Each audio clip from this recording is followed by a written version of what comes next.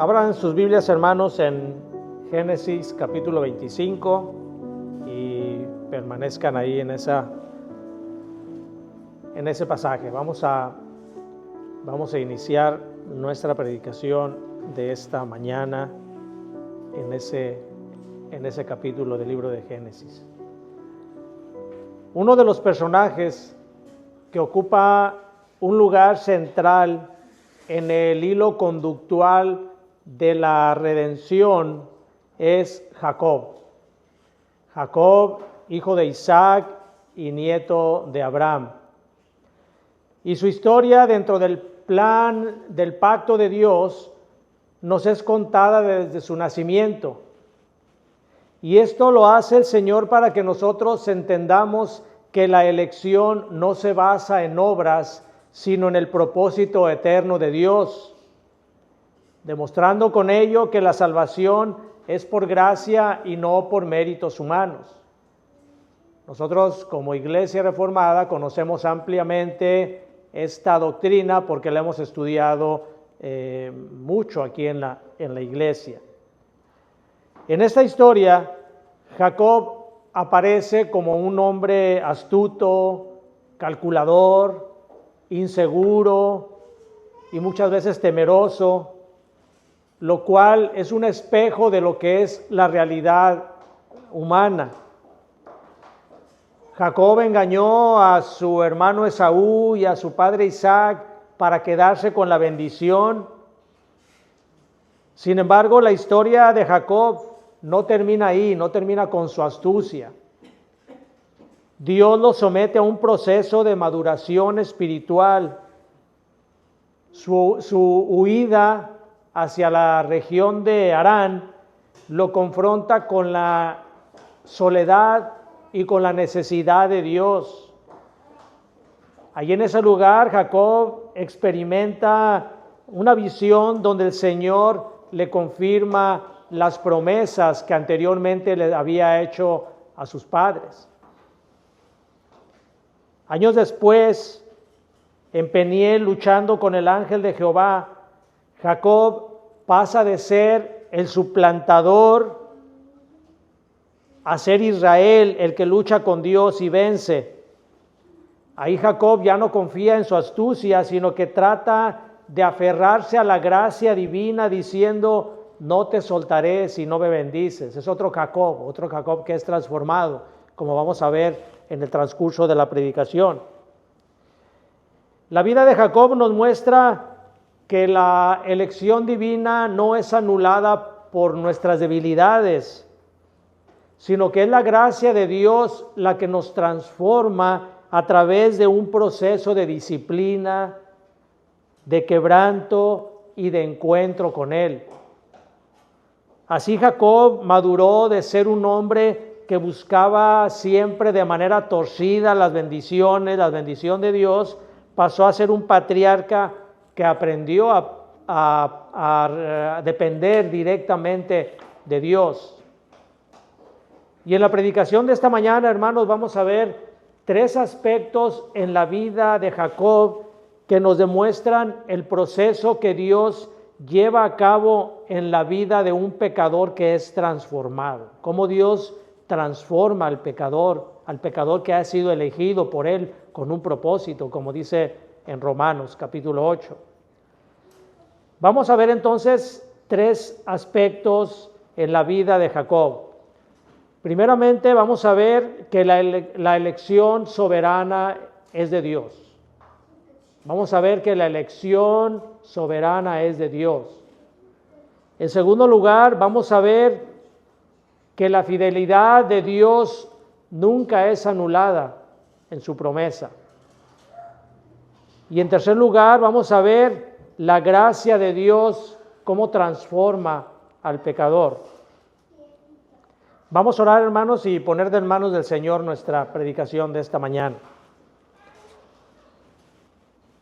Bendito Padre, venimos delante de tu presencia, reconociendo que somos indignos de que nos hayas elegido para vida eterna.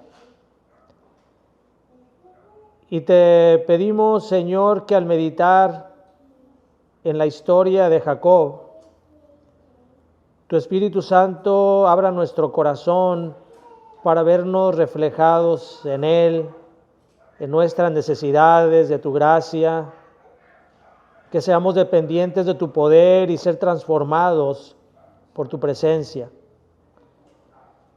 Y que al terminar este sermón seamos capaces de reconocer tu gran bondad y tu misericordia. Te lo pedimos en el precioso nombre de nuestro bendito Salvador Jesucristo. Amén. Vamos a ver, hermanos, entonces el punto número 1, que es la elección soberana de Dios. Y vamos a leer Génesis capítulo 25, versículos 19 al 26. Dice así: estos son los descendientes de Isaac, hijo de Abraham. Abraham engendró a Isaac, y era Isaac de 40 años cuando tomó por mujer a Rebeca, hija de Betuel arameo de Padán Aram, hermana de Labán arameo. Y oró Isaac a Jehová por su mujer, que era estéril, y lo aceptó Jehová, y concibió Rebeca su mujer. Y los hijos luchaban dentro de ella, y dijo: si es así, ¿para qué vivo yo? Y fue a consultar a Jehová. Y le respondió Jehová: 2 naciones hay en tu seno, y 2 pueblos serán divididos desde tus entrañas. Un pueblo será más fuerte que el otro pueblo, y el mayor servirá al menor. Cuando se cumplieron sus días para dar a luz, he aquí había gemelos en su vientre, y salió el primero rubio, y era todo velludo como una pelliza, y llamaron su nombre Esaú. Después salió su hermano, trabada su mano al calcañar de Esaú, y fue llamado su nombre Jacob. Y era Isaac de edad de 60 años cuando ella los dio a luz. El capítulo 25 de Génesis marca una transición en la historia de la redención. Abraham ha muerto y ahora la atención de la historia se centra en la siguiente generación. El énfasis aquí ya no es Abraham, sino la continuidad del pacto a través de Isaac y su descendencia. En los versículos 19 al 26 que acabamos de leer, narran el nacimiento de Jacob y de Esaú. Y este relato no se trata únicamente de enlistar las generaciones de los descendientes de Isaac. No se trata únicamente de algo genealógico, sino que también trae una enseñanza teológica. Y esta enseñanza teológica que nos trae es acerca de la elección incondicional. Esta enseñanza trata acerca de que la elección de Dios para salvación no depende del esfuerzo humano, sino que depende de la gracia soberana de Dios. Romanos capítulo 9, versículo 16 dice: así de que no depende del que quiere ni del que corre, sino de Dios que tiene misericordia. El versículo 19 de este capítulo 25 inicia diciendo: estos son los descendientes de Isaac, hijo de Abraham. Y esta frase, hermanos, nos marca la línea del pacto que continúa de Abraham hacia Isaac, porque la promesa de Dios no se desvía. Lo que hace ahora es cambiar la atención de Abraham hacia la descendencia de Isaac.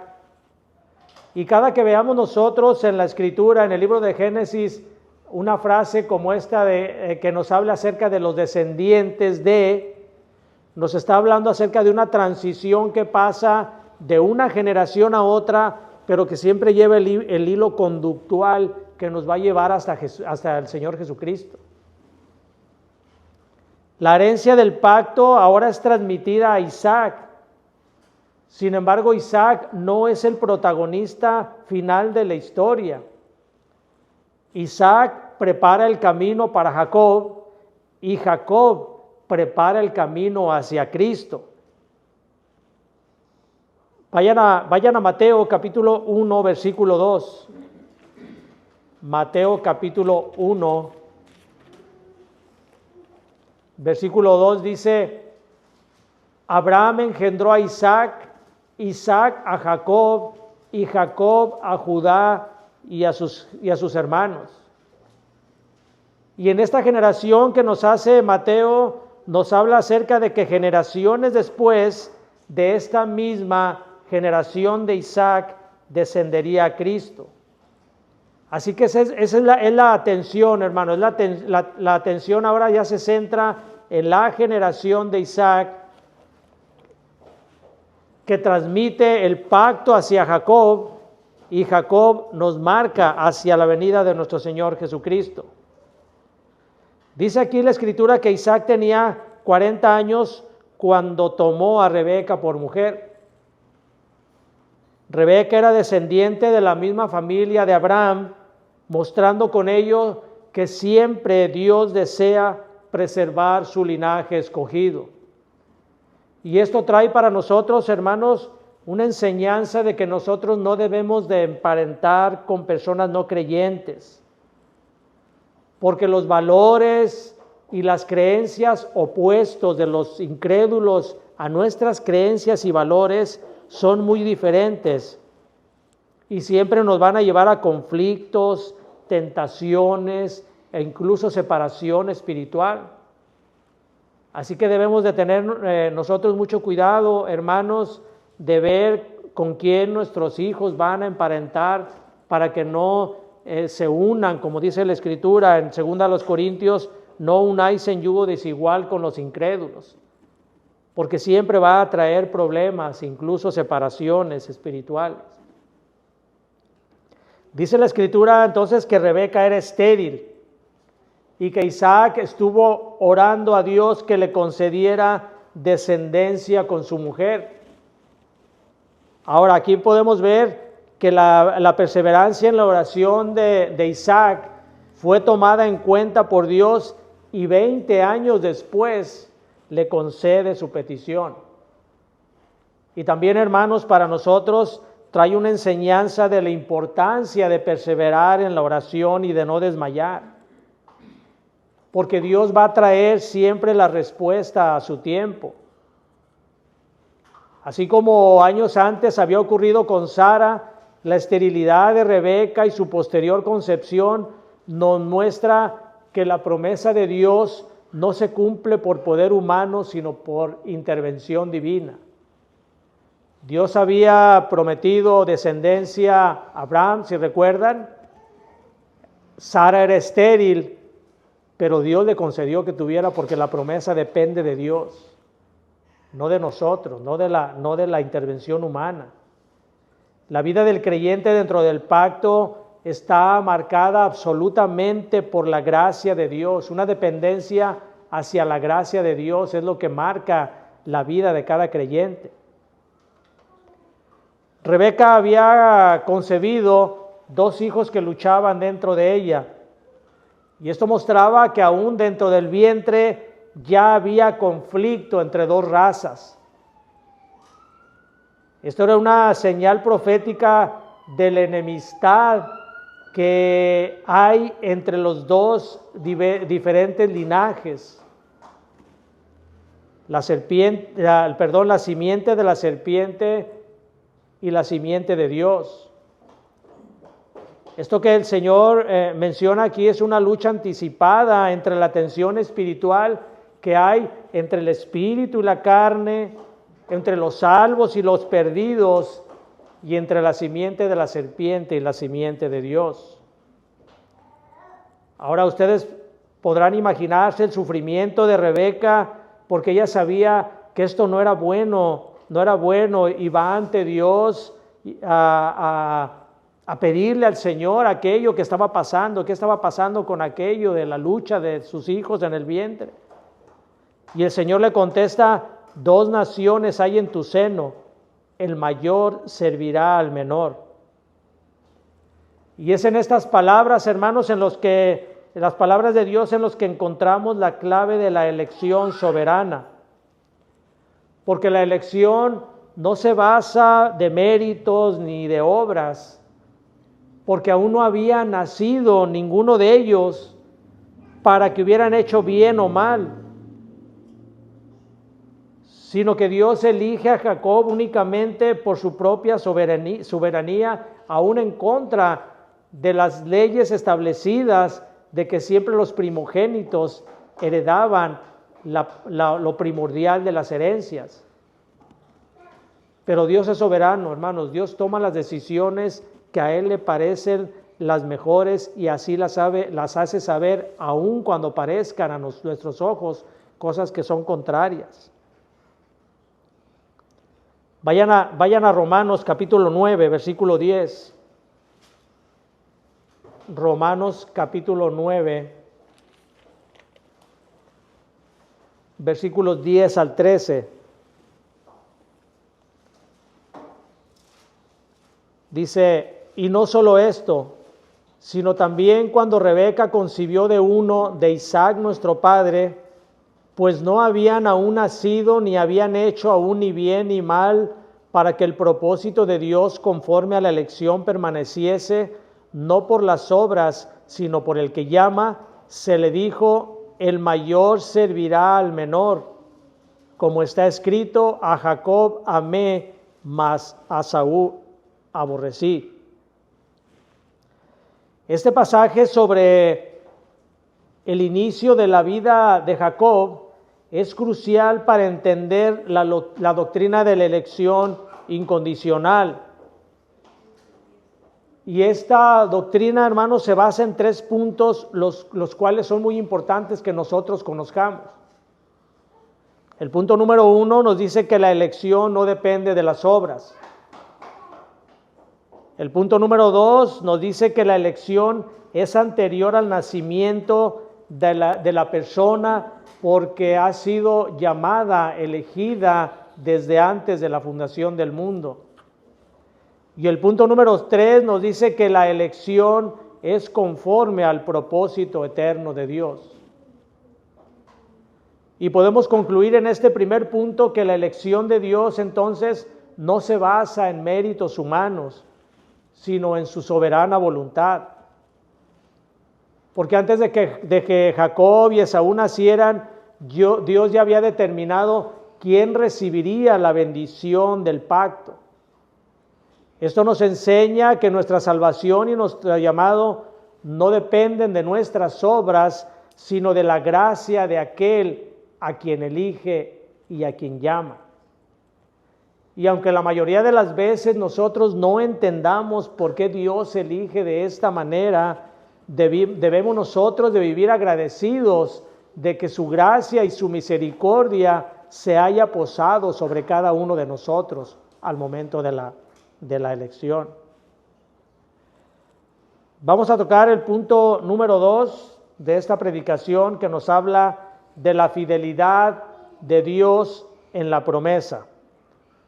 Vayan a Génesis capítulo 28, Génesis capítulo 28, versículos 10 al 17. Génesis 28, 10 al 17. Dice, salió pues Jacob de Beerseba y se fue a Harán. Y llegó a un cierto lugar y durmió allí porque ya el sol se había puesto. Y tomó de las piedras de aquel paraje y puso a su cabecera y se acostó en aquel lugar.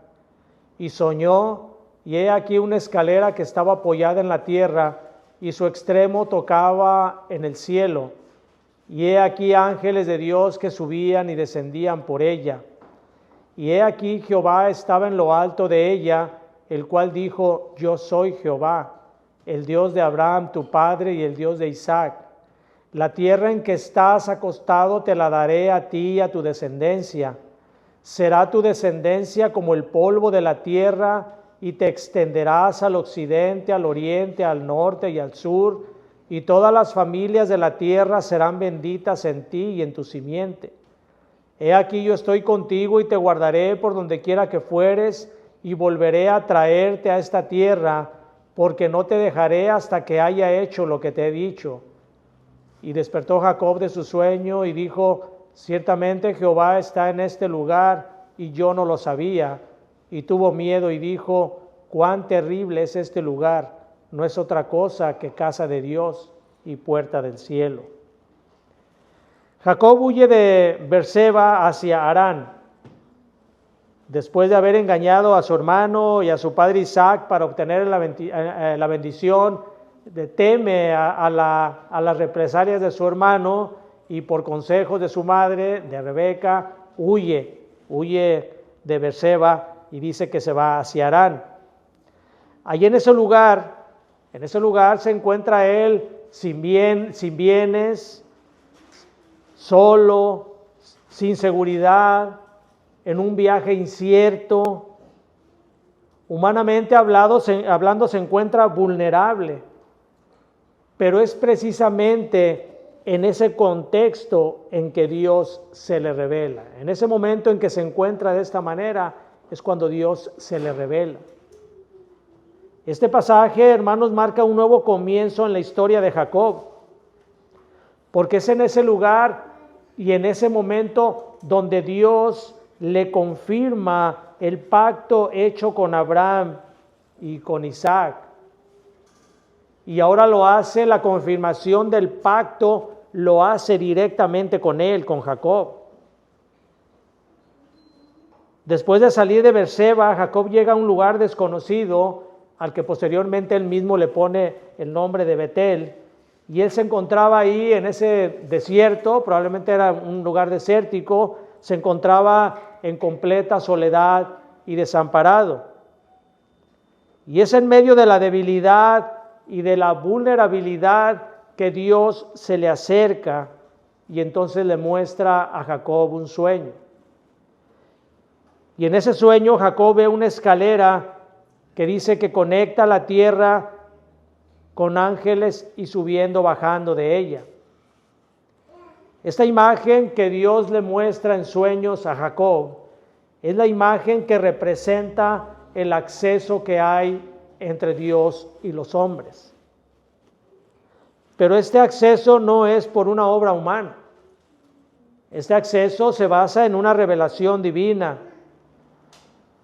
Nuestro Señor Jesucristo interpreta este pasaje en Juan capítulo 1, versículo 51 y dice: de cierto os digo, de aquí adelante veréis el cielo abierto y a los ángeles de Dios que suben y descienden sobre el Hijo del Hombre. Recuerden, hermanos, cómo hemos visto acerca de cuál era la identificación que nuestro Señor Jesucristo se hacía de Él mismo cuando se refería al Hijo del Hombre. Y esta visión, este sueño que tiene Jacob, nos habla acerca de que Cristo es aquella escalera, porque Cristo es el único mediador entre Dios y el hombre. No hay nadie más, no hay ninguno. En Él descienden los ángeles y ascienden los ángeles, porque Él es la escalera, Cristo es la escalera que nos lleva hacia el cielo. Jacob ve esa visión, lo que se cumple en Cristo, que es la comunión que tenemos nosotros con Dios por medio de nuestro mediador. Dios se presenta a Jacob y le dice: yo soy Jehová, el Dios de Abraham y el Dios de Isaac. Y entonces en ese momento le ratifica las promesas del pacto que había hecho anteriormente con Abraham y con Isaac. ¿Cuáles eran esas promesas que Dios había hecho con sus padres? Primeramente, de darle una tierra. También la promesa era darle una descendencia innumerable. Y le había prometido también que de su simiente serían bendecidas todas las familias de la tierra. Ahora, cuando Dios le dijo a Jacob que en su simiente serían benditas todas las familias de la tierra, le estaba reafirmando que la promesa del pacto hecha con Abraham ahora estaba recayendo sobre él también. Le estaba mostrando también que la salvación no era únicamente para el pueblo de Israel, sino que sería para todas las naciones. Y además le estaba señalando hacia Cristo como la verdadera simiente prometida. No era toda la descendencia de Abraham, ni de Isaac, ni de Jacob, las que por medio de la cual bendecirían a todas las familias de la tierra, sino que habría únicamente una sola simiente, y esa simiente sería Cristo. Pablo lo explica claramente en Gálatas capítulo 3, versículo 16. Gálatas 3, 16 dice: ahora bien, a Abraham fueron hechas las promesas y a su simiente. No dice y a las simientes como si hablase de muchos, sino como de uno, y a tu simiente, la cual es Cristo. Cristo, hermanos, es la simiente prometida, por medio de la cual serían benditas todas las familias de la tierra. Y para guardar este pacto con Jacob, Dios, además de las promesas que ratifica hechas anteriormente a sus padres, Dios también les da a Jacob unas promesas de manera personal. Dios le promete que su presencia siempre estaría con él. Le dice: yo estoy contigo. Le promete también su protección al decirle: yo te guardaré. Le promete su guía cuando le dice: yo te traeré de vuelta a tu lugar. Y le promete su fidelidad cuando le dice: no te dejaré hasta cumplir lo que te he dicho. ¿Qué promesas más grandes, hermanos, nosotros podemos recibir de parte de Dios que las mismas promesas que Dios le hizo en ese lugar a Jacob? Jacob estaba huyendo, cargando culpa, cargando miedo, soledad. Sin embargo, Dios se le revela, y no se le revela con un juicio inmediato, sino que se le revela con la gracia y con la promesa. Este texto nos recuerda que el día de hoy hay muchos creyentes que caminan con sentimientos de soledad, de haber fallado, de pecar, de estar lejos de casa. Pero la promesa de Dios sigue siendo la misma: yo estaré contigo. Cristo es Emmanuel, Dios con nosotros. Y esa es la promesa que Dios nos ha dado, de que su Espíritu habita en nosotros para permanecer por siempre hasta que Cristo vuelva nuevamente a llevarnos con Él. Cuando nosotros estemos pasando por desiertos en nuestra vida, cuando estemos nosotros caminando en culpa, en miedo y soledad, recordemos que Cristo siempre está ahí, Dios es con nosotros. Jacob no sabía lo que le esperaba en tierra ajena, pero Dios le asegura: yo te guardaré. Y así es Dios, hermanos. Cuando estamos nosotros pasando crisis económicas, problemas familiares, enfermedades, inseguridades, debemos descansar en la fidelidad de que Dios cuida de los suyos. No se trata de que nosotros vamos a carecer de problemas. No, eso no nos habla la Escritura. Pero sí nos habla la Escritura de que debemos de tener la certeza de que en esos problemas no estamos solos, Dios está con nosotros. En ese momento Jacob no era todavía Israel, como más adelante vamos a verlo.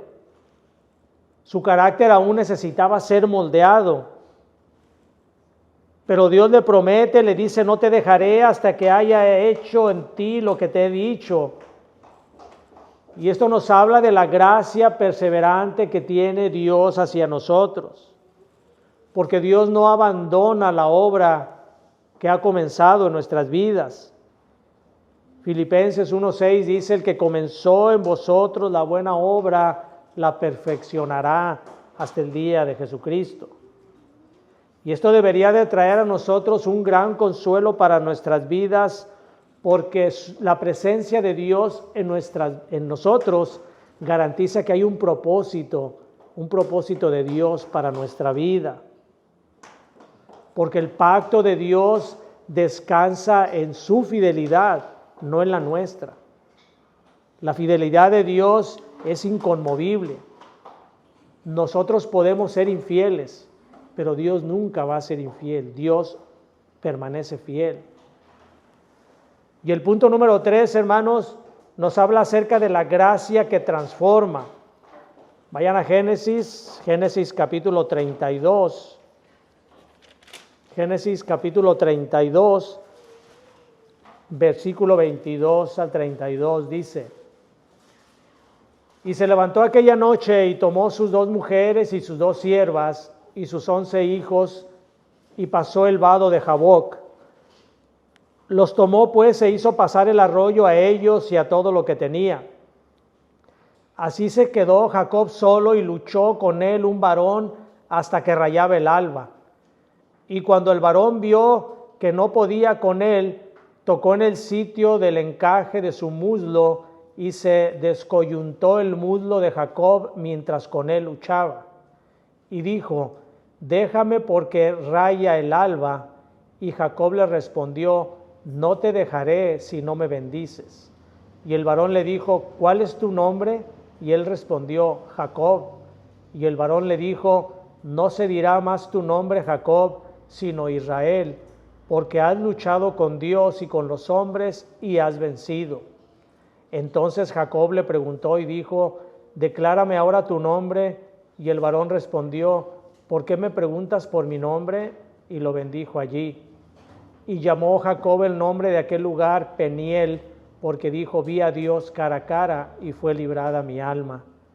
Y cuando había pasado Peniel, le salió el sol y cojeaba de su cadera, y por esto no comen los hijos de Israel hasta hoy día el tendón que se contrajo, el cual está en el encaje del muslo, porque tocó a Jacob en este sitio de su muslo, en el tendón que se contrajo. Después de haber pasado varios años lejos de su familia, de su hermano, Jacob se encuentra rumbo a encontrarse con Esaú. Esaú, a quien había engañado, y ahora Jacob va a encontrarse con él y su corazón está lleno de temor. Así que lo que hace es que divide a su familia, divide sus bienes, divide a su familia, mostrando con ello una desconfianza en Dios,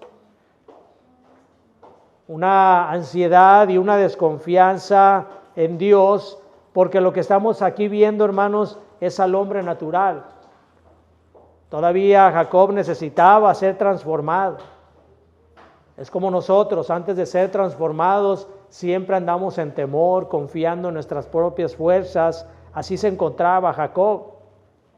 Jacob dependía de sus recursos, de su prudencia, de su sabiduría carnal, pero no había aprendido a confiar totalmente en Dios. Y así somos también nosotros, hermanos. Antes de tener un encuentro transformador con Dios, nosotros nos escondemos, somos temerosos, calculamos las cosas, nos vamos a nuestra propia sabiduría, a nuestro propio entendimiento, pero no confiamos en Dios. Y es en la soledad de la noche donde Dios mismo se acerca a Jacob en forma de varón, dice la Escritura, y lucha con él. Esta lucha no se trata de una lucha física solamente, sino una lucha espiritual. Lo que hace Jacob es no rendirse, quiere aprovechar la fuerza, su fuerza, para que prevalezca él, para ganar. Él trataba de con sus fuerzas ganar aquella lucha que estaba llevando. Pero lo que hace Dios, dice aquí, lo que hace Dios, aquel varón, el ángel de Jehová, es tocar el muslo de Jacob, mostrándole que el hombre natural debe de ser quebrantado. Jacob ya no puede apoyarse en sí mismo. Es quebrantado por Dios en ese momento. porque el hombre debe de ser herido para que aprenda a buscar su fortaleza fuera de él, que aprenda que la fortaleza no depende de él, sino depende de Dios. Y entonces Dios le pregunta, ¿cuál es tu nombre? Y Jacob le responde, Jacob. Lo que hace aquí Jacob es confesando de quién es realmente. El engañador, el suplantador, se confiesa ante Dios. Y es entonces que Dios le renombre, le dice, de hoy en adelante tú vas a ser Israel, que quiere decir príncipe de Dios o Dios prevalece. Y no es que Jacob haya vencido a Dios, sino que Jacob se aferró a Dios para recibir esa bendición. Esa fue realmente la fuerza que impulsó a Jacob a recibir la bendición de Dios. Pero aquí lo que nos habla es que Dios fue el que prevaleció sobre Jacob al quebrantarlo y darle una nueva identidad. Eso fue lo que ocurrió en aquella lucha entre Jacob y el ángel de Dios. Él se aferra a Dios y le dice, no te dejaré hasta que no me bendigas. Es una lucha que demuestra que todo aquel creyente que busca realmente recibir la bendición de Dios, ser quebrantado, tiene que ser quebrantado por Dios para que deje de depender de sus fuerzas. Porque la bendición siempre viene después de la confesión y del quebrantamiento. Nuestro Señor Jesucristo dice, bienaventurados los que lloran, porque ellos recibirán consolación. Es cuando nosotros lloramos, pero no lloramos por las causas del mundo, sino que lloramos por el arrepentimiento de nuestros pecados. Lloramos por cómo llevamos nuestra vida tan alejados de Dios. Ese es el quebrantamiento que Dios ve cuando nosotros nos arrepentimos de toda nuestra vida, una vida que no nos trae nada a nosotros, una vida que únicamente nos lleva a la destrucción de nuestras almas. La conversión y la santificación del creyente siempre implica reconocer quiénes somos, así como Jacob reconoció y dijo, yo soy Jacob, yo soy el tramposo, soy el suplantador. Eso es lo que Dios demanda de nosotros, reconocer nosotros ante Dios quiénes somos, cómo está nuestro corazón ante Dios, cómo está nuestra alma. Es de esa manera entonces que nosotros recibimos una nueva identidad en Cristo, somos revestidos en Cristo, somos otorgados de una vestidura nueva, como veíamos en la clase de la confesión. Ahora ya Dios ya no nos ve con nuestra vestidura sucia, Dios nos ve como si viera la vestidura misma de Cristo, porque la justicia de Cristo fue imputada en nosotros al momento de morir en la cruz. Eso es lo que nosotros recibimos de Cristo para el perdón de nuestros pecados. Jacob sale de ese lugar de Peniel cojeando, pero bendecido. Ahora su debilidad se convierte en un testimonio permanente de la gracia de Dios. Jacob ya no camina igual. Cada paso recuerda que anteriormente dependía de su fuerza, pero ahora depende de la gracia de Dios. Así es como nosotros debemos de caminar también, hermanos. En cada paso que demos, nosotros debemos de pensar que ahora ya no es por nosotros, por lo que vivimos, sino que nosotros vivimos por Dios, por su gracia únicamente. El apóstol Pablo testificó de ello en 2 Corintios 12:9, cuando habla del aguijón en la carne. Y el Señor le dice que para que la gracia de Cristo se perfeccionara en su debilidad, tenía que soportar aquel aguijón. Jacob vio el rostro de Dios y vivió. Y esto lo que está representando es lo que Cristo haría en la cruz también. Abrirnos el camino para ver el rostro de Dios sin que nosotros muramos. Porque Cristo mismo fue el que cargó con nuestra maldición. Para terminar, hermanos, ¿qué conclusión y aplicación trae para nosotros este mensaje? La vida de Jacob es un testimonio vivo de que la gracia de Dios triunfa sobre nuestras debilidades. Vemos en Jacob a un hombre escogido desde antes de nacer y no por sus virtudes, sino por el contrario, a pesar de sus defectos.